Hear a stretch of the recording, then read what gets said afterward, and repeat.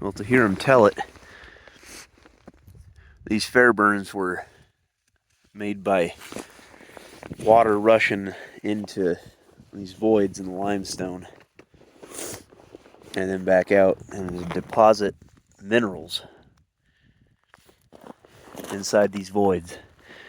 And supposedly that's how these fortification agates were made. And to me, that sounds like a pretty good explanation.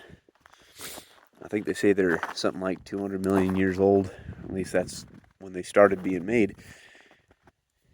And, well, it sounds like a good explanation to me. But my worldview is that God created the world, and He didn't create it all that long ago. And you can disagree about it all you want, but that's just how I live my life anyway. And so in my mind, 200 million years, well, that's a bit longer than I think the world's been around. And if it's only been around for the short time that I think the Bible says it's been around, now how'd these things come to be?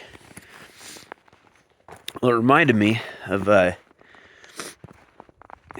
story about how God created the world in the first place. And He hung up those stars, and He made humans a few days later. And if the stories are to be believed, we were able to see those stars right from the beginning. And even if we hadn't, for how far away those stars are, we ought not be able to see them even now, because the light shouldn't have reached us, but it has, and I can look up and I can see them. So to me that says that God hung those stars up, and He also made these photons traveling from those stars toward Earth so that we could enjoy them. He made a universe that was in motion. He made all these processes by which things would function. And if we're right about the way those Fairburns were made, then I have to imagine that God created a world where Fairburns could be created over the course of 200 million years, given that time. And if He didn't create the world 200 million years ago, maybe He did, I'm just saying this is the way I live my life, then to me that says that God Himself created these things as if the process were working, because He made the process to work. And each one of these stones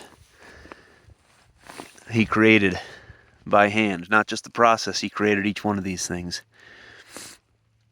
each one of these Fairburns.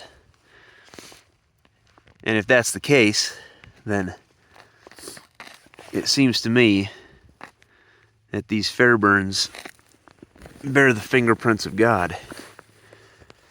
And when I look at them, that's what I see.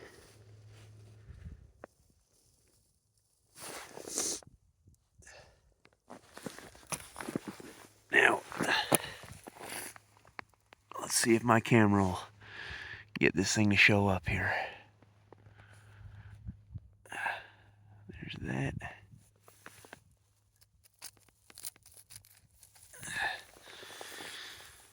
My goodness, it is bitterly cold out here. Should probably be wearing my gloves.